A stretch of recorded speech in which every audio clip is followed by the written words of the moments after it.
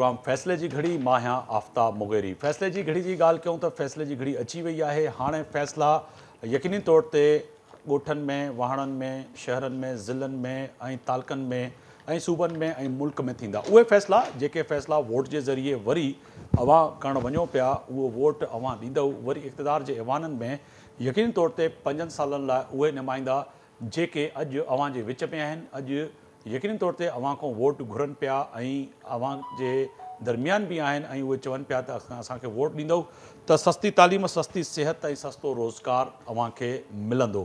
पर ॻाल्हि कयूं निगरान हुकूमत जी, त निगरान हुकूमत चाहे विफ़ाक़ जी हुजे या सूबनि जी हुजे, उन्हनि जी वॾी अहम ज़िम्मेदारी आहे त हीअ इलेक्शन साफ़ ऐं शफ़ाफ़ कराइनि जीअं उन्हनि ते को चइजे त दॿो या को अहिड़ो इल्ज़ाम न लॻे त माज़ी में जीअं लॻंदो आयो आहे त निगरान हुकूमत ऐं इलेक्शन कमीशन जेके इलेक्शनियूं करायूं आहिनि उन्हनि ते एतमाद नाहे।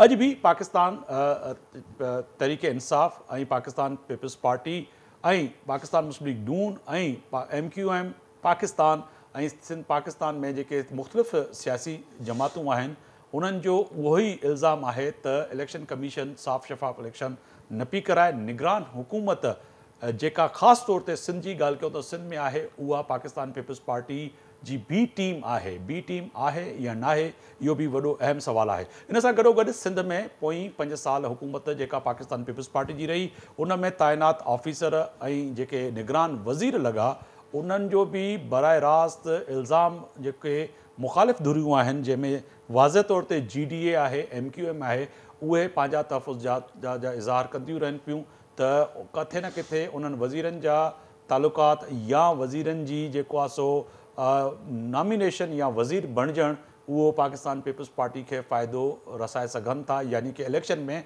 उन्हनि जी सपोर्ट करे सघनि था। इहे केतिरा ई सवाल आहिनि। अॼु असां सां सिंध जे निगरान सूबाई वज़ीर इत्तलात अहमद मोहम्मद शाह साहब आहिनि, जंहिंसां ॻाल्हि ॿोल कंदासीं शाह साहब सां ऐं वॾा अहम सवाल आहिनि जेके शाह साहब जे साम्हूं रखंदा। शाह साहब वॾी महिरबानी, अवां असां सां स्टूडियो पे मौजूद आयो, बहुत शुक्रिया कि आपने वक्त निकाला मेरे प्रोग्राम के लिए।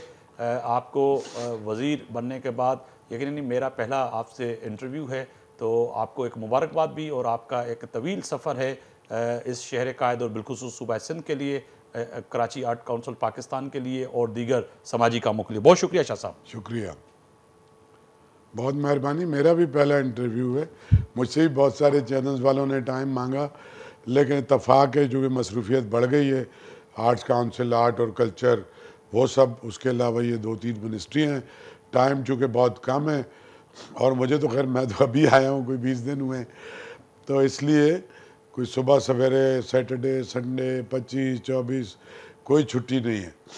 तो आपने कहा तो आपका डेब्यू प्रोग्राम था, तो जाहिर है कि काजी साहब और आप, हमारा एक बहुत ताल्लुक़ है और सारी उम्र, मैं पिछले 16 साल से, आपने जब से मैं आया हूँ पूरे सिंध में एक कल्चरल एक्टिविज़म में KTN और काबिज का सबसे नुमायाँ रोल है। तो मैं तो इस वजह से भी ख़ास तौर पे मैं एहसानमंद हूँ आपका कि जहाँ हमने पूरे सिंध में कल्चरल रिवाइवल किया, उसमें बहुत बड़ा रोल जो है वो आपके अदारे के तमाम पब्लिकेशंस ने और चैनल्स ने किया। तो मेरा फ़र्ज़ बनता था, मैं सबसे पहले मिलने भी आपके पास ही आया था वज़ीर बनने के बाद, तो फिर सब दोस्तों के पास हाज़िरी भरी और आज आपका प्रोग्राम है मुगेरी साहब, तो मुझे बड़ी खुशी है। और मैं थोड़ा सा ज़्यादा ब्लंट और खुला डुला आदमी हूँ, बिल्कुल, तो केयर टेकर तो मैं ज़रूर हूँ, लेकिन मैं ज़रा आज़ादी से बातें करता हूँ आम तौर पे। बिल्कुल शाह साहब, और आपकी दुआएं हमेशा मेरे साथ रही हैं, बिलखुसूस सबके लिए, मगर मेरे साथ ख़ास तौर पर आपका जो प्यार है और आपकी ब्लेसिंग हमेशा रही है। और आप यकीनन ही सबसे प्यार करते हैं और मैं समझता हूं कि मुझसे ज़्यादा प्यार करते हैं आप, तो बहुत शुक्रिया। शाह साहब, एक तो जैसे मैंने अपने इब्तदाई में कहा कि जो है निगरान हुकूमत और निगरान वज़ीर इत्तलात का बनना बड़ी अहम जिम्मेदारी होती है सूबे की, और बड़े सवालात यकीनी तौर पर हम मीडिया पर्सन जो हैं आपसे करते हैं, क्योंकि सूबे की ज़बान जो होता है वो वज़ीर इत्तलात होता है। तो सर, वज़ीर इत्तलात की रिप्लेसमेंट जो हुई शजीर इनाम मेमन के बाद आप, तो एक तो बड़ा अरसा लगा कि वज़ीर इत्तलात की ये जो सीट है इसके लिए बंदा नहीं मिल रहा था या आप तैयार नहीं थे, क्या वजह थी सर? बंदा तो खैर सामने था। सही मसला ये है, असल में ऐसा हुआ है कि पहले तो एक ऐसा सारे चैनल्स ने, आप जैसे दोस्तों ने चलाया हुआ था बिल्कुल प्रायोरिटी 1 पे कि शुरू में जो पहले पेज में जो वज़ीर बनेंगे जी। तो मुझसे तो रात को भी पूछते रहे। तो मैंने कहा मुझे कोई ऑफिशियल अनऑफिशियल टेलीफोन ऐसा नहीं आया और पहले पेज में नहीं हुआ। उसके बाद ये इम्प्रेशन था, क्योंकि 44 मिनिस्ट्रियाँ हैं और 10 वज़ीर हुए हैं, कि एक हफ्ते के अंदर जो दूसरी वज़ीर आएंगे, आम तौर पर रिवायत ये होती है कि वज़ीर आज़म या वज़ीर आला के साथ सबसे पहले इंफॉर्मेशन और फाइनेंस और 2-3 मिनिस्टर आते हैं, बिल्कुल। क्योंकि वो उसकी आंखें और कान भी होते हैं और उसकी आवाज़ भी होते हैं। तो ज़ाहिर है ये फैसला मेरा तो नहीं था, लेकिन देर शायद इसलिए भी लगी कि मैं थोड़ा सा ब्लंड भी हूँ। मेरे जो भी ख्यालात होते हैं, एक इंडिपेंडेंटली पाकिस्तान में लोगों के हुकूक के लिए, सिंध में अपने सिंधियों के, हमारे जो मैं सिंधी हूँ, यहाँ पैदा हुआ हूँ, मैं थोड़ा सा ब्लंट होके बात करता हूँ। बिल्कुल। लेकिन ये कि उसके बाद शायद बहुत ज़्यादा उम्मीदवार थे मुख्तलिफ़ चीज़ों के, और जो भी वजह थी कुछ इस तरह की सूरत हाल हुई, और मैं तो बिल्कुल ही ये बात भूल चुका था। 3.5 महीने गुजर गए थे, तो फिर अचानक मुझे टेलीफोन आया कि जी आप अपना CV भेज दें। तो मैंने कहा मैं तो 10-20 बार भेज चुका हूँ पहले भी। तो खैर वो डिलीट हो गया था, वो डिलीट हो गया था जो आपने 10-12 बार भेजा। फिर मुझे PND के जो सेक्रेटरी हैं खुसरो साहब ने फ़ोन किया, और फिर अगले दिन मुझे एक आध मुबारकबाद का फ़ोन आया, और फिर मुझे फिर भी नहीं पता था। लेकिन फिर ये हुआ कि चीफ मिनिस्टर साहब आलमी उर्दू कॉन्फ्रेंस की ओपनिंग पे आए और वो तकरीर कर रहे थे। तो वो जब गाड़ी से उतरे थे तो उन्होंने मुझे कहा कि बस तुम्हारा काम बहुत बढ़ा दिया है मैंने, कि मैं अभी तुम्हारा नोटिफिकेशन साइन करके आया हूँ और मैंने गवर्नर हाउस भेज दिया है। तो अभी हम आके स्टेज पे बैठे थे तो गवर्नर साहब का टेलीफोन आया मेरे पास, स्टेज पे ही अभी मुझे पुकार रहे थे तकरीर के लिए जी। तो उन्होंने कहा भाई मुबारक हो, मैंने 10 सेकंड में साइन कर दिया और मुझे बड़ी खुशी हुई। तो मैंने CM साहब के कान में ये बता दिया कि गवर्नर साहब ने भी साइन कर दिया है। तो उसके बाद फिर उन्होंने अपनी तकरीर में आखिर में अनाउंस कर दिया कि शाह साहब की सारी ज़िंदगी की जो मेहनत है उसके नतीजे में मैं और तो कुछ नहीं कर सकता, तो मैं इनको वज़ीर मुकर्रर करने का फ़ैसला किया है। तो मैं लेट ही निकाल रहा हूँ क्योंकि पिछले 3-3.5-4 महीने से बहुत अच्छे काम सिंध गवर्नमेंट ने किए, बहुत सारे इनिशिएटिव लिए हैं। फिर पुरानी गवर्नमेंट के जितने पब्लिक इंटरेस्ट के प्रोजेक्ट हैं उसमें कोई रुकावट नहीं डाली, किसी के फंड नहीं रुके, तो उसके लिए बहुत काम किया। लेकिन चूँकि इंफॉर्मेशन मिनिस्टर भी नहीं था तो उस वजह से CM साहब की जो मीडिया टीम है वो तो बहुत इफेक्टिव है, लेकिन वो तो टिकट चला देती थी, वो कर देती थी। तो अब आके खासा आपको फ़र्क महसूस हुआ होगा कि 20-22 दिन से अब आपको सिंध हुकूमत के काम नज़र भी आ रहे हैं। बिल्कुल। शाह साहब, एक तो तय है कि ये तो प्रोसेस था कि आप वज़ीर बने और देर आए दुरुस्त आए, जिसे कह सकते हैं कि एक जो चुनाव था एक ऐसे शख्स का किया जो मैं समझता हूँ कि सब दोस्तों को काबिल कबूल था, क्योंकि आपकी शख्सियत ना सही रीजनल मीडिया, सिंधी मीडिया, मगर उर्दू जो चैनल है हमारे नेशनल मीडिया और पाकिस्तानी तो सतह पर और आलमी सतह पे एक आपका नाम है, सब आप पे जो है यकीन तौर पर फ़ख्र भी महसूस करते हैं तमाम दोस्त। शाह साहब, एक बड़ा अहम सवाल है, क्योंकि अब आप ये बी टीम वाली बात में करने में बहुत दिलचस्पी है मुझे। जी जी, ये जो हम पीपल्स पार्टी की बी टीम है, हाँ नहीं, मैं वही कर रहा था सर। एक तो ये है कि आपके ताल्लुकात सबसे हैं, मगर ज़्यादातर पाकिस्तान पीपल्स पार्टी से जो है नज़र आते हैं, चाहे बैरिस्टर मुस्तफा आपकी इलेक्शन हो वो भी आर्ट काउंसिल में होती है। फिर आप पे इल्ज़ामात ये भी लगते हैं कि जो है ख़ास एक वज़ीर और वज़ीर आला और चेयरमैन पार्टी के आपसे ज़्यादा प्यार करते हैं या उनके आप बिल्कुल नज़दीक हैं, तो कहीं ना कहीं आप की वज़रा और आप पाकिस्तान पीपल्स पार्टी को इस निगरान सेटअप में जो है एक्सेस देंगे और ये इलेक्शन जो होंगे वो खाली सिर्फ पीपल्स पार्टी को ही फ़ायदा इससे मिलेगा। तो ये इल्ज़ामात कितने दुरुस्त साबित हो? देखिए, अगर पीपल्स पार्टी को लोग वोट देंगे तो पीपल्स पार्टी को बहुत फ़ायदा मिल जाएगा उससे। बात यह है कि पहले मैं आपको इसके स्ट्रक्चर के बारे में बात करना चाहता हूँ। राना हुसैन, पीपल्स पार्टी का क्या वास्ता, मुझे बताएं। यूनुस डागा साहब एक रिटायर बहुत ही मतलब आलीशान शोहरत का आदमी है, एक ब्यूरोक्रेट जिसका सारी ज़िंदगी पीपल्स पार्टी। अभी हम पीपल्स पार्टी की बात कर लेते हैं, हालांकि ये मेरा रोल नहीं है, शर्जील साहब को बातें ये करनी है। फिर मुबीन नहीं, जुमानी, निगरान का तो यकीनन नहीं, आप इंफॉर्मेशन नहीं मिनिस्टर मुझे हैं, तो तीसरा आप जवाब बताएं, देंगे। जी, मुबीन जुमानी साहब, उनका ताल्लुक है आसिफ जरदारी के साथ? ताल्लुक है हाँ, या ताल्लुक कुछ है। रिजर्वेशन है, ये आप दोबारा से चेक कर लीजिएगा। जी, जी। उसके अलावा जो मरी साहब आए, उनका ताल्लुक किससे ज्यादा है? वो जो खुदाबाई मरी साहब हैं, बिल्कुल। उनका कोई पीपल्स पार्टी से ताल्लुक। और ये जो हमारे दोस्त हैं जो इरिगेशन के वजीर हैं, ये तो पीपल्स पार्टी के खिलाफ एक दफा एमपीए भी रह चुके हैं। बिल्कुल। ठीक है, उसके अलावा मुझे आप नाम बताते जाएं। हाँ, जुनैद अली शाह का क्या ताल्लुक है पीपल्स पार्टी से? उनके वालिद तो एमक्यूएम के एमपीए थे और उनके भाई पीटीआई से एमपीए हुए। उसके अलावा अरशद वली मोहम्मद का क्या ताल्लुक है पीपल्स पार्टी से? दूर दूर। अच्छा, मैं ये सफाई मुझे नहीं करना चाहिए।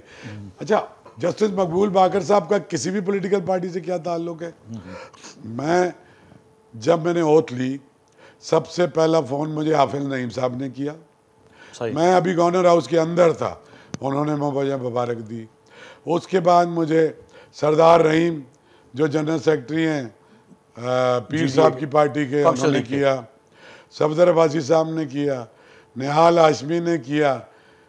ठीक है, एमक्यूएम के दोस्तों ने किया और सबसे ज्यादा पीपल्स पार्टी तो के सर, सबसे ज्यादा तो जीडीए ही तो चला रही है ना इस वक्त।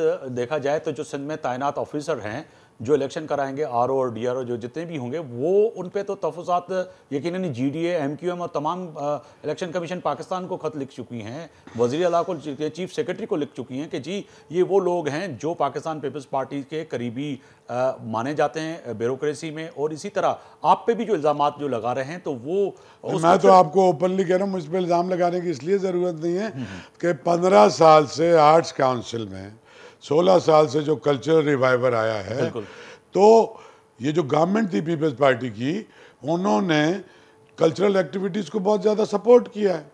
और सपोर्ट किया है तो मुराद अली शाह साहब भी आते थे, अगर कोई एज अ चीफ मिनिस्टर। और कोई सियासी जलसा तो कभी आर्ट्स काउंसिल में नहीं हुआ। सरदार शाह साहब आते थे तो कल्चर के वजीर थे, तो वो भी आते थे। एमक्यूएम के दोस्तों ने भी वहाँ पे फंक्शनों में शरीक हुए। तो ताल्लुक तो आपका रहेगा ना सारी ज़िंदगी का। लेकिन अभी तक, पहली बात तो मेरे अपने हवाले से तो एक पार्टी ने सिंध की, आप अयाज लतीफ़ पलीजो से भी बेशक फ़ोन करके पूछ लो तो वो भी वेलकम करेगा। मैंने जो 40 साल गुजारे किसी पार्टी में शामिल नहीं हुआ। 18 में फेडरल मिनिस्टर बनने की ऑफर थी, श्योर शॉट बिफोर इलेक्शन, नहीं कबूल की। हमारे जो दूसरे साथी हैं एमक्यूएम के दोस्त, बहुत पहले उन्होंने मुझे ऑफर की थी, नहीं कबूल की। उसकी वजह कोई दूसरी थी। मैंने एक अदारा बनाया था इंडिपेंडेंट। मैंने कहा जैसे ही मैं किसी पॉलिटिकल पार्टी का मेंबर बन जाऊंगा तो उससे ये होगा कि मेरा अदारा पॉलिटिसाइज हो जाएगा।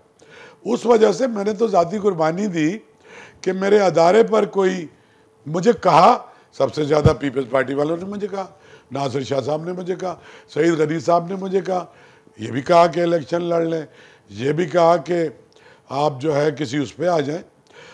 तो अदारे इस मुल्क में नहीं बनते। तो मैंने एक ऐसा रोल मॉडल बनाया है जो पाकिस्तान में तो उसकी कोई मिसाल नहीं मिलती। बिल्कुल। और वो नॉन कंट्रोवर्शियल है टोटली।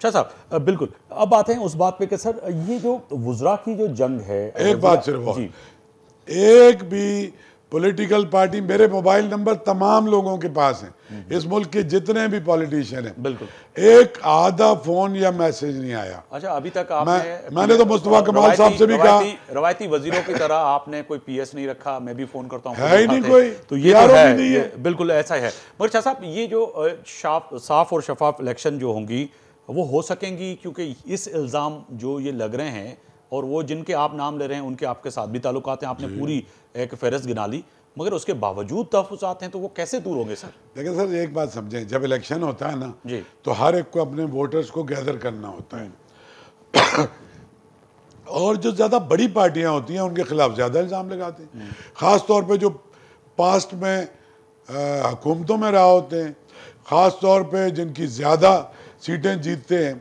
उन्हीं पे छोटी पार्टियां इल्ज़ाम लगाती हैं और ज़्यादतियाँ भी कभी होती होंगी।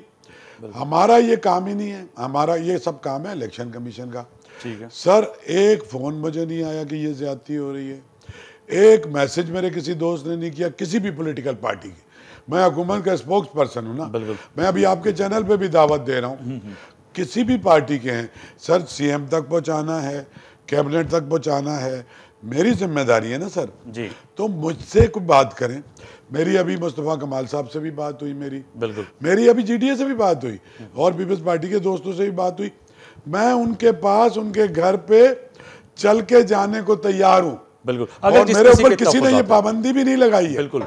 कि जी आप पीपल्स पार्टी से नहीं मिलेंगे, या और उससे ज्यादा हम मजदूरों से मिल रहे हैं, लेबर लीडर से मिल रहे हैं, बाकी लोगों से शाह मिल रहे साहब एक ब्रेक का कहा जा रहा है, ब्रेक ते था वञो, ब्रेक तो जॾहिं वापसि ईंदासीं त सिंध जा वॾा अहम सुवाल आहिनि जेके शाह साहब जे साम्हूं रखंदासीं ऐं उन जी जवाब वठण जी कोशिशि कंदासीं। हिकु भेरो ॿीहर अव्हांखे पंहिंजे प्रोग्राम में भलीकार पियो चवां। अॼु ॻाल्हि पिया कयूं सिंध में मौजूदा सियासी सूरत हाल ऐं ख़ासि तौर ते उहे आम जेके चूंडूं थींदियूं, चूंडुनि जे शफ़ाफ़ियत जे लाइ ॻाल्हि कयूं त हिन वक़्तु निगरान हुकूमत ते केतिरा ई सवाल जेको आहे सो मुख़्तलिफ़ सियासी जमातूं उथारनि थियूं ऐं ख़ासि तौर ते मौजूदा जेका इलेक्शन कमीशन आहे पाकिस्तान ऐं ख़ासि तौर ते सिंध, उन ते बि सवाल उथनि था त निगरान सेटअप में जेके वेठल ऑफिसर आहिनि ऐं वज़ीर आहिनि उहे इहे चूंडूं जेके आहिनि उहे साफ़ ऐं शफ़ाफ़ नथा कराए सघनि, छो जो उन्हनि जो तालुक़ु जेको आहे सो पोइ यानी कि हुकूमत पाकिस्तान पीपल्स पार्टी सां वाज़े तौर ते नज़र अचे पियो। शाह साहब असां सां मौजूद आहिनि, सूबाई वज़ीर इत्तलात अहमद शाह साहब। शाह साहब ब्रेक से पहले भी बात कर रहे थे, शफाफत की बात कर रहे थे कि कैसे होंगे सर। तमाम लोग इस वक्त एतराज़ आप कह रहे हैं कि आपके पास किसी ने मैसेज नहीं किया, मगर हमें रोज़ाना प्रेस कॉन्फ्रेंसों में नज़र आता है तो वो तो सीएम इल्ज़ाम साहब से भी, लगाते हैं। चीफ मिनिस्टर साहब से भी कहीं पर भी कोई आके नहीं मिला कि हमारी ये रिजर्वेशन। अच्छा, पहले मैं इस पे ये अर्ज करना चाहता हूँ, आपको पता है सबसे पहले हमारे आईजी, हमारे चीफ सेक्रेटरी बिल्कुल चेंज कर दिए गए। हमारे सीनियर मोस्ट जो अफसर थे सिंध के, उनको यहाँ से भी हटा दिया गया और इस्लामाबाद की भी बहुत इंपॉर्टेंट मिनिस्ट्रीज पे थे, उन सबको वहाँ से भी रिमूव किया गया, सिंध के वजीरों को, जी। इलेक्शन को ट्रांसपेरेंट। फिर आते ही नए आईजी ने बड़ी तादाद में पुलिस में ट्रांसफर्स किए हैं बेतहाशा, और चीफ सेक्रेटरी साहब ने तमाम ज़िलों के डीसी तब्दील किए हैं सर। कराची में कोई एक डीसी वो नहीं है, सिंध में सारे डीसी बदले गए हैं। और ये सारे प्रोसेस में तो सबसे ज़्यादा मैं कहना नहीं चाहता कि वो एतराज़ था कि जी पंजाब में तो ऐसा नहीं हो रहा, दूसरी जगह पे तो नहीं हो रहा। तो पीपल्स पार्टी वालों को सबसे ज़्यादा शिकायत है कि भाई ये हमारे साथ तो ज़्यादा सौतेली माँ वाला सलूक हो रहा है। तो ये एक तो मैंने आपको पूरी कैबिनेट का बताया कि पूरी कैबिनेट में एक भी ऐसा आदमी नहीं है जो किसी पीपल्स पार्टी के लीडर का रिश्तेदार या दोस्त करीबी या उसकी सिफारिश पे लगा हुआ हो। सही है, ठीक है। दूसरी बात ये कि फिर तो एक दो वजीर ऐसे हैं जिन पे जीडीए का आप चार्ज लगा सकते हैं, और एक कुछ आध पे जैसे एमक्यूएम का है जुनैद शाह साहब। अगर नहीं, लेकिन जुनैद शाह को मैं जानता हूँ तीसरी बार वजीर बन रहा है, बिल्कुल कोई वास्ता नहीं है उसका किसी पॉलिटिकल पार्टी से, और उसके घर की दावत में सारी पार्टियों के लोग आते हैं। बिल्कुल। शाह साहब एक सवाल यहाँ पर यह भी बड़ा अहम है कि वुज़रा की बात के वुज़रा सीएम का कहना नहीं मान रहे। सीएम बेबस सीएम हैं, रबर स्टैंड सीएम हैं, लाचार सीएम हैं। क्या इस वक्त ये जो जंग है, थोड़े वक्त के लिए इक़्तिदार है आपको मिला हुआ, निगरान हैं आप लोग, मगर ऐसे फैसले करते हैं या ऐसी बातें करते हैं जो सीएम साहब को काबिल कबूल नहीं होती या फिर वुज़रा को नहीं होती, ये जंग है क्या अंदर की? पहली बात तो ये कि कोई ऐसी आलमी जंग नहीं हो रही। बाज़ औक़ात पॉइंट ऑफ व्यू का फ़र्क होता है और मिनिस्टर का पॉइंट ऑफ व्यू कुछ और होता है, और वो ये समझता है कि मैं बिल्कुल ठीक हूँ, लेकिन कप्तान जो है वो चीफ मिनिस्टर होता है। एक बात आप समझ लें, ये कैबिनेट होती है वज़ीर आला की, और जब वज़ीर आला रिज़ाइन करता है तो पूरी कैबिनेट फारिग हो जाती है और वज़ीर बनाता है वज़ीर आला। उसके बाद इख्तियार सारा तो वज़ीर आला तो बॉस है। छोटी छोटी एक दो चीज़ें मेरे आने से पहले ज़्यादा थी और सबसे ज़्यादा खुल के बात करते हैं। डॉक्टर साद नियाज़ के हवाले से बहुत ज़्यादा खबरें छप रही थी। मेरी उनकी दोस्ती इतनी पुरानी है कि मैं जब यूनिवर्सिटी में पढ़ता था तो उनके वालिद साहब उनके घर भी जाता था। लड़ाई किस बात पे थी? मैं अर्ज कर रहा हूँ, लड़ाई किसी बात पे भी नहीं। मैंने पहले अर्ज किया डॉक्टर साहब कह रहे थे कि रोबोट जो ऑपरेटिंग करेंगे। सर अभी पहले मैं अर्ज कर लूँ ना, साद नियाज़ साहब कोई दुनिया में उन पे किसी रिश्वत का या सिफारिश का इल्ज़ाम नहीं लगा सकते। मकबूल बाकर साहब का 35-38 साल का कैरियर है, वो पाकिस्तान के जो सख्त तरीन जज हैं उनमें से एक जज थे, और उसके अलावा सारी उम्र प्रो पीपल और अगेंस्ट द विंड फैसले करते रहे। ये बात आपको समझनी पड़ेगी। उसमें ये होता है कि मैं भी पहली बार वजीर बना हूँ, डॉक्टर साहब भी पहली बार वजीर बने। जो फंक्शनिंग ऑफ द गवर्नमेंट है ना, उसको समझना और उसकी अंडरस्टैंडिंग में भी एक हाथ। मैं डॉक्टर साहब को फ़ोन किया, डॉक्टर साहब 2 घंटे मेरे साथ आर्ट्स काउंसिल में बैठे रहे बिल्कुल। और हमने बहुत सारी बातें की। अभी पिछली 2 मीटिंगें हो चुकी हैं, आज भी कैबिनेट की मीटिंग थी, इंतहाई खुशगवार थी। डॉक्टर साद का सबसे ज़्यादा उसमें कंट्रीब्यूशन था, हॉस्पिटल्स के हवाले से, पीपीएचआई की इम्प्रूवमेंट के हवाले से। पूरी कैबिनेट ने बशमूल चीफ मिनिस्टर 100% सपोर्ट किया हेल्थ को, समझ रहे ना। ये असल में कुछ लोग ऐसे खबरें भी फैलाते हैं और बाज़ औक़ात मीडिया में भी साद ने भी ऐसी बातें की थी तभी तो आई ना अभी सर। मैं उससे भी खुल के आगे बिल्कुल, चलते हैं। हाँ। सीएम साहब कैबिनेट का ये पॉइंट ऑफ व्यू था, वो जो आप रोबोट की बात कर रहे हैं। देखिए, उसकी मंजूरी असेंबली ने दी थी, सिंध असेंबली ने जी। और पिछली कैबिनेट ने उसकी मंजूरी दी थी। तो डॉक्टर साहब को इस बात का अंदाज़ा नहीं था कि जो पिछली गवर्नमेंट जिस चीज़ की भी अप्रूवल दे देगी, कम से कम कोई वजीर आकर के उसको टर्न अराउंड नहीं कर सकता। अगर उसको दोबारा फैसला कराना है ना, तो आपको दोबारा कैबिनेट के डिसीजन को कैबिनेट ही तो रिवर्ट कर सकती है ना। बिल्कुल। लेकिन उसके बावजूद सीएम साहब ने भी ग्रेस दिखाई है, डॉक्टर साहब ने भी ग्रेस दिखाई है और किसी किस्म की कोई लड़ाई नहीं है। अभी सीएम साहब की जो ज़ाहिर ज़ेर सरपरस्ती डॉक्टर साहब नियाज और लॉ ने और फाइनेंस ने एक और भी प्लान लाए हैं कि सिंध के तमाम बिलो पावर्टी के जो लोग हैं उनकी फ्री इंश्योरेंस कर दी जाए और अभी कर दी जाए। तो इस कदर की इसकी और उसमें भी हेल्थ इन्वॉल्व है। अभी आपको एक और बताऊं, ये जो पब्लिक हेल्थ इंजीनियरिंग है वो भी डॉक्टर साहब का डिपार्टमेंट है। सीएम साहब खुद मिट्टी गए हैं, इस्लाम कोर्ट गए हैं और अगले 2 हफ्ते में एशिया का सबसे बड़ा प्लांट है। अभी मैं खोड़ो साहब आए थे मेरे पास दफ्तर में, वो जो सेक्रेटरी हैं उनके ज़रूरी फंड रिलीज़ करने थे। मैंने रिक्वेस्ट की है प्रिंसिपल सेक्रेटरी को, 2 हफ्ते में 20 मिलियन गैलन का वो स्टार्ट हो जाएगा। एक हारमनी के साथ हेल्थ मिनिस्टर और सीएम साहब काम करें, लेकिन सीएम साहब कप्तान है।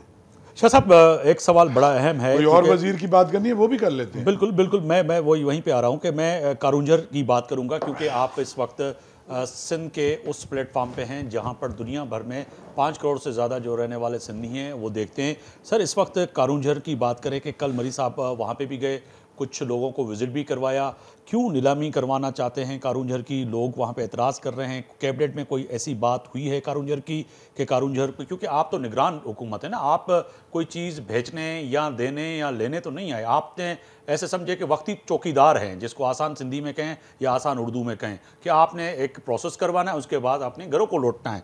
तो सर, कारूंझर का मसला जो है वो मरी साहब इस तरह से उसको क्यों उठा रहे हैं? क्या वाकईतन कैबिनेट में ये सवाल हुआ है? पहली बात तो ये कि इत्तेफाक से जब से मैं वजीर बना हूँ मरी साहब से तो मेरी मुलाकात नहीं हुई। दूसरी बात यह है आप कि सर यहाँ रुकिएगा, आपने बड़ी बात की है कि आप वजीर इत्तलात हैं, एक वजीर से इन दिनों में आपकी मुलाकात नहीं, जबकि हम रोजाना देखते हैं किसी वजीर के साथ सर आप प्रेस कॉन्फ्रेंस करते हैं। सर उनके साथ भी कर रहा हूँ, हमारी मुलाकात इसलिए नहीं हुई कि पिछली बार जो कैबिनेट मीटिंग थी, मेरा नोटिफिकेशन तो हो गया था, लेकिन मेरी ओथ कोई 2.5 दिन के बाद हुई। तो बदकिस्मती से वो मैं नहीं था उसमें, मरी साहब अगर आए होंगे। दूसरी बात यह है कि आज मेरी पहली थी और हमें सोशली मिलना था, तो वो चूँकि उनका माइन एंड मिनरल का डिपार्टमेंट है, ज़्यादातर जिनके दफातर कराची में हैं उनसे तो रोज़ मेरी फ़ोन पे बात हो जाती है। मरी साहब को टीवी पे ही बिठाएंगे। दूसरी बात यह है कि तो हाई कोर्ट का कोई डिसीजन है इस पर जो कारूंझर के हवाले से, और उसके सिलसिले में अभी तक आज की इस कैबिनेट में ना उसकी कोई नीलामी हुई, ना उस पर कोई टेंडर हुआ, किसी किस्म की कोई डेवलपमेंट आज की कैबिनेट में माइन और मिनरल का सब्जेक्ट ही नहीं आया आज की कैबिनेट पे। और तो इसलिए जो डिटेल है वो गालिबन हाई कोर्ट या सुप्रीम कोर्ट में मामला है, और जब तक वो कोर्टों के डिसीजन नहीं आ जाते सिंध गवर्नमेंट वैसे भी कुछ नहीं कर सकती। ठीक है सर, एक सवाल और भी है बड़ा अहम कि सिंध की 50,000 ज़मीन जो है एकड़ जो है वो कैबिनेट ने मंजूरी दी है सर, क्या निगरान हुकूमत 50,000 ज़मीन किसी को दे सकती है या 1 इंच भी दे सकती है? कोई आपने ऐसा फैसला कर सकते हैं? आपको आईनी हक हासिल है कि कोई भी ज़मीन किसी को भी दे दें आप? पहली बात तो सर ये है कि जो भी कैबिनेट होती है ना, जब भी होती है जी। तो उसको वही सारे इख्तियार होते हैं, लेकिन उसमें कुछ लॉन्ग टर्म चीज़ों के ऊपर पाबंदी होती है एज पॉलिसी डिसीजन। आमतौर पे जाहिर है जो इलेक्टेड गवर्नमेंट जिनका राइट है हुक्मरानी का, खिदमत करने का, उन्हीं का होता है। सर ये खिदमत हुई, ये 50,000 एकड़ ज़मीन आप किसी को दे दें सर वो मैं इसकी खिदमत तो है। बात ही नहीं कर रहा, उसके लिए भी मैं वही वाली बात आपसे अर्ज करूंगा कि मेरी पहली कैबिनेट थी। अब आप मुझसे ये सवाल कभी नहीं हुआ। मेरे साथ लॉ मिनिस्टर बैठे थे, जब लॉ मिनिस्टर की ब्रीफिंग थी उन्होंने इस बात को डिनाई किया था। उन्होंने कहा था वो जो फार्मिंग है उसमें एनीबडी कैन अप्लाई, कोई भी करके ले सकता है। लेकिन अब मैं उनसे डिटेल सारी लेके आपके और पूरे मीडिया के सामने लेकर, किसी फर्द वाहिद को कोई 62,000 एकड़ ज़मीन नहीं दी गई। सर दूसरी बात करें कि इस वक्त सेहत के मराकज़ की बात करें कि सर्दी का मौसम है, सिंध के अंदर जो है सेहत के मराकज़ भी जो है उस तरह से फ़ाल नहीं है। मुख्तलिफ़ ज़िलों में, मुख्तलिफ़ शहरों में जो है अद्वियात की कमी है, जो है वेंटिलेटर की कमी है। तो ये निगरान हुकूमत और आपकी वजारत जो इस वक्त आपके ही पास, आपसे मुराद के आपके वज़ीर के पास है निगरान, तो उस पर भी काम हो रहा है कि कोई ख्याल रखा जाए, क्योंकि इस वक्त जिम्मेदारी तो सर आपकी है। देखिए रात दिन काम हो रहा है और हेल्थ मिनिस्टर भी कर रहे हैं, हेल्थ सेक्रेटरी कर रहे हैं और चीफ मिनिस्टर सबसे ज़्यादा दिलचस्पी ले रहे हैं।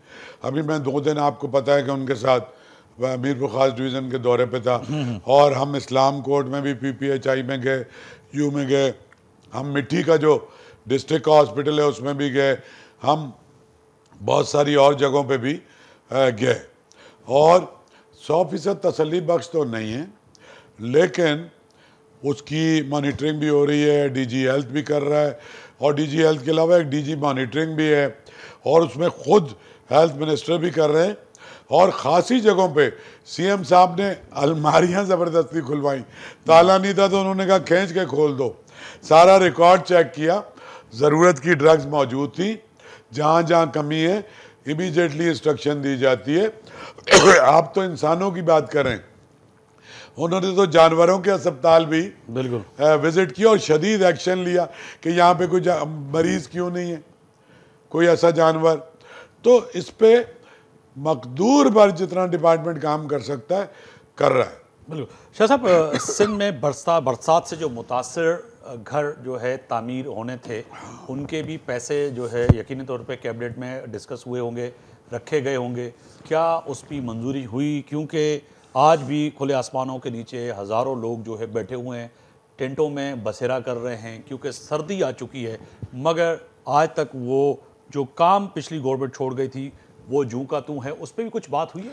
सर बिल्कुल बात हुई है, मैं तो ज़ाती तौर पे बातें करता हूँ सबसे। तो इसके जो पब्लिक प्राइवेट को जो हेड करते हैं वो खालिद महमूद साहब हैं, जो ये पूरे पब्लिक प्राइवेट के देखते हैं, उनसे मैंने अलग बात की है और मैंने CM साहब से बात की है।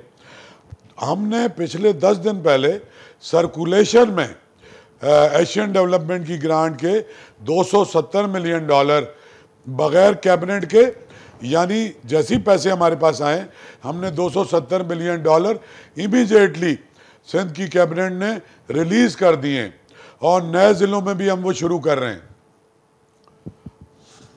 बिल्कुल 100% ऑल आउट जा रहे हैं उसके लिए।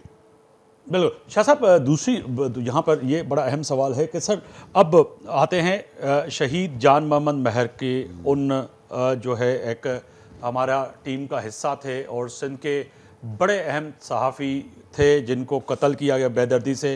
आपने भी कैबिनेट में बैठे, वज़ीर आला ने भी कहा, टाइम लिया, IG सिंध ने भी टाइम दिया, डेडलाइन दी कि हमें टाइम दें, पकड़ें। आज भी पूरा पाकिस्तान सरापा एहतजाज है, क्यों अभी तक कातिल? देखिए मैं तो पहले दिन से प्रेस क्लब में जब आया था तो मैंने यही अनाउंस किया था, फिर मैं हैदराबाद प्रेस क्लब की भी किया था। बात यह है कि जो तसल्ली यकीन दहानी SSP सक्कर जो वहाँ 4-4.5 साल से थे सम्मो साहब, और वहाँ की उसके ज़रिए जो आ रही थी, गवर्नमेंट ऑल आउट गई है जान मोहम्मद महर शहीद के कातिलों को पकड़ने के लिए। हमारा IG 4 दिन वहाँ जाके बैठा रहा है। चीफ मिनिस्टर साहब ने DG रेंजर्स से मीटिंग की है सीम हाउस में और उनको कहा है कि किसी भी सूरत में फुल थ्रोटल ऑपरेशन कच्चे में करें, और वो खुद साफ़ी उनसे मिलते हैं सीएम साहब से। अभी एसएसपी सक्कर को तब्दील किया है, और इसी वजह से तब्दील किया है कि वो नाकाम हो गए थे, और सारी डेडलाइनें वो लोग देते थे जिसमें ज़ाहिर है कि चीफ मिनिस्टर, और मैंने खुद भी कहा, फिर मुझे उन्होंने ही वहीं से मूव किया कि 50 लाख हेड मनी कर दें। तो मैंने कहा शायद कोई लालच में आके डाकू या उसका कोई सरपरस्त खुद ही इसको मरवा या पकड़वा देगा। मैंने फ़ौरन सीएम साहब के पास गया, मैंने पुश किया, हाजी साहब खुद मेरे पास आर्ट्स काउंसिल आ गए, 3 दिन लगे और हमने वो हेड मनी का वो करवा दिया। क्योंकि हम गवर्नमेंट 100% ऑल आउट जा रही है, उसमें किसी किस्म का पुलिस हो, रेंजर्स हो, हमारी एडमिनिस्ट्रेशन हो, देखिए ये एक वक्त है, लेकिन गवर्नमेंट का इतना ज़बरदस्त इसके ऊपर डिटर्मिनेशन है कि हम हर हाल में इसके कातलों को पकड़ेंगे। सर कब कब पकड़ेंगे? कोई अभी अभी अभी वही वाली बात है ना, जैसे आम कहावत है कि तारीख पे तारीख मिल रही है, उसकी फैमिली और हम जितनी भी फैमिली हैं, आप भी उसकी फैमिली का हिस्सा है, क्योंकि आप वजीर बाद में हैं, पहले हमारे साथी हैं, मगर कम से कम 40-42 साल से, बिल्कुल बिल्कुल 40-42 साल से आप भी जो है हमारे साथी हैं। तो आपके होते हुए यकीन करें कि इलेक्शन से पहले पहले या चंद रोज़ में जो ये कातिल हैं वो गिरफ्तार हो जाएंगे। मैं तो देखें, मैं खुद उसी वक्त आईजी साहब से बात की, ब्रिगेडियर हारिस से रोज़ बात करता हूं जो हमारे होम मिनिस्टर हैं, 2 दफ़ा सीएम साहब के पास गया हूं। मतलब आप ये समझें कि मेरा हर वक्त, क्योंकि सारे दोस्त मेरे तो वही हैं, सबके पास मेरा मोबाइल नंबर है, आधे सेकंड में सबसे बात करता हूं। तो इंशाअल्लाह उम्मीद है कि सर बहुत जल्दी हो जाएगा इंशाअल्लाह। वो बहुत बड़ा आदमी था, उसने अपर सिंध में तो इस लेवल का कोई सहाफ़ी होगा ही नहीं, सिंध के इश्यूज़ के ऊपर जिस तरह उसने हाईलाइट किया, वो एक बोल्ड आदमी था। लेकिन किसी भी सहाफ़ी के जो जान है वो बहुत ज़्यादा अजीज़ है। इंशाअल्लाह हम इसके कातलों को भी पकड़ेंगे और कैफ़े किरदार तक पहुँचाएंगे। सर एक बड़ी अहम कहावत है कराची में, और बिलखुसूस कराची समेत पूरी सिंध में सिस्टम की बात होती है कि पीपल्स पार्टी का सिस्टम है, ये फलां का सिस्टम है, ये फलां का सिस्टम है, वज़ीर बराए वज़ीर हैं, क्योंकि सिस्टम अभी भी वो लोग चला रहे हैं। रेवेन्यू का सिस्टम हो, केडीए का सिस्टम हो, एसबीसी का सिस्टम हो, एजुकेशन का सिस्टम हो, हेल्थ का सिस्टम हो, या फिर वजारत इत्तलात का सिस्टम हो, तो वाक़तन अभी भी वो सिस्टम के लोग काम कर रहे हैं, या सिस्टम आपने आके काट दी उसकी तारें कि नहीं भी अब सिस्टम कोई नहीं चलेगा? देखिए भाईजान, ना मैं नैब हूँ ना मैं एफआई हूँ, मैं जिम्मेदार हूँ उतने दिन का जितने दिन तक मेरी गवर्नमेंट वजीर है। आप समझ रहे हैं मेरी बात? लेकिन इसका ये मतलब नहीं कि मैं कोई अकाउंटेबिलिटी करने आया हूँ, वो मुख्तलिफ दूसरे अदारों का काम है। आप मुझे बता दें अगर सिस्टम मेरा चल रहा है तो आप मेरे से ज़्यादा बेहतर तौर पे जानते हैं। नहीं, मैं आपसे ये पूछना चाह रहा था कि वजारतों के जो सिस्टम चलते हैं, जैसे कि माजी में भी हमने उस सिस्टम का काम देखा है, और गाए बगाए मुख्तलिफ टीवी चैनल और सहाफ़ी और आप भी उस सिस्टम पे बात करते रहते हैं, क्योंकि हमारे साथ जब आप बैठते हैं तो बात करते हैं कि यार ये नहीं होना चाहिए था, मगर आज आप वज़ीर हैं तो आपको वाकई वो सिस्टम काम करता हुआ नज़र आता है, चाहे वो एसबीसी का सिस्टम हो, सिंध बिल्डिंग कंट्रोल अथॉरिटी का हो, चाहे वो रेवेन्यू का सिस्टम जब आपने कहा तो चाहे वो हेल्थ का हो, एजुकेशन का हो। मैं उस सिस्टम को समझना चाहता हूं जहां से मंथली करोड़ों रुपए इकट्ठे होते हैं और उन वजीरों को जाते थे। ये भी बड़ा अहम सवाल है कि वाकई सिस्टम। देखिए, मैं चूंकि इस तरह के चार्ज भी लगते थे तो मैं बिल्डरों को भी जानता हूं सारे के सारे, और मैं इसहाक खोड़ो साहब से, वो खुद मेरे पास आए हैं, अब आप कह रहे हैं तो मैं ये आपको ब्रेकिंग न्यूज़ दे रहा हूँ जी। और वो चाहते थे कि मैं उनको भी प्रेस कॉन्फ्रेंस में बिठाऊं उनके मिनिस्टर के साथ, और वो कह रहे हैं कि आप आबाद से बात करें और आप जितने बड़े बिल्डर हैं उनसे बात करें कि अब हम सारा कंप्यूटराइज सिस्टम है, तो क्या अगर इस तरह का कुछ सिलसिला हो रहा है तो आपको शिकायत मिले तो हमें बताएं। मैं तो सबसे बात कर रहा हूँ। ये तो आपने चले मखसूस एसबीसी की बात की, नहीं आपने उसका नाम लिया जी, तो मैंने सिंध बिल्डिंग कंट्रोल की बात की। बड़ा पैसा वहां से इकट्ठे होता रहा है माजी में। रेवेन्यू की बात करें, रेवेन्यू मिनिस्टर मुबीन जुमैल साहब, रेवेन्यू नहीं सर, रेवेन्यू के मिनिस्टर है ढाका साहब है। जी, उन्होंने आते ही मुख्तार कार भी तब्दील किए, रजिस्ट्रार भी तब्दील हुए। देखिए भाई, हम लोग कोई आसमान से आई हुई मखलूक नहीं है, और हम आप हमसे ये तवक्को भी ना करें कि वो बिल्कुल ही कोई ऐसा कुछ सिलसिला 2 महीने में या 3 महीने में, 4 महीने में, वो नहीं समझे। लेकिन अगर आपको विजिबल कुछ नजर आ रहा है, हाँ, हाँ। तो आप बताएं कि क्या हो रहा है। यानी कि एक दिन का सीएम में एक दिन की फिल्म बन सकती है, एक दिन मगर नहीं है, 5 साल का है, 5 साल 5 के लिए, महीने 5 और साल। मेरा 1.5 महीना। आपका 1.5 महीना, तो 5 साल का जो है या 15 साल का जो सिस्टम है उसको आप 1.5 महीने में दुरुस्त नहीं, कर मैं तो सकते इस बात को भी देखे, मैं नहीं करूंगा कि 15 साल का कोई सिस्टम है। मैंने तो अपनी पूरी जिंदगी में ना किसी को 1 रुपया रिश्वत दिया ना लिया, और बाकी किसी चीज का मैं विटनेस नहीं हूं। सामने इलेक्शन आ रहा है, तो इलेक्शन चले, सामने सर, सर अब दोबारा वापस सामने आते हैं। इलेक्शन आ रहा है, हम किसी पे भी चार्ज लगाएंगे तो हम उसकी रेपुटेशन को डैमेज कर रहे हैं। तो हम हैं केयर टेकर, तो हम किसी के बारे में कोई बात करने को तैयार नहीं है। इस पे तैयार नहीं है। शाह साहब, आप आते हैं दोबारा इलेक्शन पे। सर, आपके समझ रहे हैं कि आपके होते हुए, निगरान हुकूमत के होते हुए, जो ये इलेक्शन होगी बड़ा अफवाह तफहीम से होगी, या कुछ जो है लोग ये भी कह रहे हैं कि ये खूनी इलेक्शन साबित होगा, जो कि अल्लाह ना करे कि जो है पुरअमन सिंध में ये और पाकिस्तान में इलेक्शन हो सके। सिंध की बात कर रहे हैं, तो आपको नज़र आ रहा है कि आप एक तवील नज़र है, आपने बड़ी इलेक्शनें देखी भी हैं और आपने खुद इलेक्शन में हिस्सा भी लिया है वोट के जरिए, और आर्ट काउंसिल का, जी पाकिस्तान में नहीं। बिल्कुल बिल्कुल, मैं आर्ट काउंसिल की बात कर रहा था कि आर्ट काउंसिल में भी आपने एक हिस्सा लिया है अल्हम्दुलिल्लाह। और बड़ा वहाँ पर वोटर होता है। सर, तो ये इलेक्शन कैसे लग रहे हैं, पुरअमन होते हुए नजर आ रहे हैं आपको? देखिए, पहली बात तो ये है कि थोड़ा बहुत वायलेंस आज तक ऐसा जनरल इलेक्शन दुनिया के किसी मुल्क में नहीं हुआ कि कभी कोई एक हीट ऑफ द मोमेंट में कहीं कोई जख्मी हो जाता है, कोई मर्डर हो जाता है, तो 10, 20, 25, 30 एक होता है खूनी का मतलब है कोई हज़ारों लोग मर गए, कोई कुश्तों के पुश्ते लग गए। गवर्नमेंट की विल है 100%, और इसीलिए गवर्नमेंट जो है अपना उन्होंने 100% ये तैयारी कर रहे हैं। अगली एक कैबिनेट हमारी सिर्फ इलेक्शन के ऊपर उसके लॉ एंड ऑर्डर पे हो रही है। अभी भी सारे फंड रिलीज़ किए हैं हमने।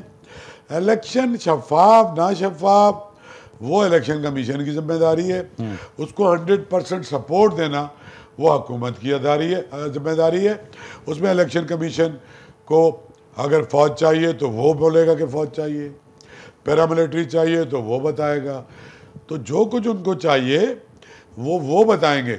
हमारा काम ये है कि उनकी हिदायत के मुताबिक लॉ एंड ऑर्डर को मेंटेन करें, ज़बरदस्ती किसी को धांधली ना होने दें, पोलिंग स्टेशन के बाहर कोई ऐसी कोई problem, so we will try our level best. Sir, अभी भी अगर एतराज़ात जो मैंने पहले भी कहा था कि अगर आते हैं और आपसे राब्ता होता है तमाम सियासी पार्टियों का और इलेक्शन कैंपेन में, क्या सबको इजाज़त होगी सिंध के अंदर जलसे करने की, उनको सिक्योरिटी देने की और उनको राइट अवे एक्सेस अपने वोटर तक पहुंचने की या तहफ़्फ़ुज़ फराहम करने की? क्योंकि इस वक्त सूरत हाल जो इस वक्त नज़र आ रही है वो बड़ी ख़तरनाक नज़र आ रही है, क्योंकि सिंध के मुख्तलिफ़ अज़ला में तो अभी भी आप तो जाते हैं प्रोटोकॉल में, मगर रात को 7 बजे आम वोटर, आम नहीं बंदा, जाता प्रोटोकॉल में। वैसे मैं आपसे मुराद सब सारे वज़ीरों की बात कर रहा हूँ सर, सीएम की बात कर रहा हूँ कि अगर शिकारपुर अकेले आप जाएंगे तो अहमद शाह साहब के लिए फिर हमें भी एहतजाज पे बैठना पड़ेगा सर।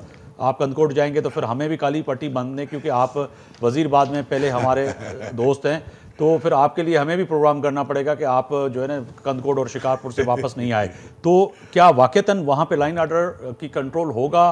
क्योंकि कैबिनेट में इस वक्त ये जो हसास ज़िले करार दिए जाते हैं, जहाँ पर पोलिंग भी हसास करार दी जाती है, वहाँ पर जो है वाक़तन एडमिनिस्ट्रेशन और आपकी हुकूमत ये यकीन दहानी कराएगी कि वहाँ पे वोटर जाए और वोट दे? सर बिल्कुल कराएगी, और इसी के लिए अभी जो सीएम साहब ने डीजी रेंजर साहब से भी और आईजी और उनके साथ रोज़ होती है, 100% इस बात को यकीनी कराएगी कि वोटर अपनी मर्ज़ी से जाके वोट दे सके, जिसको भी वो वोट देना चाहता है।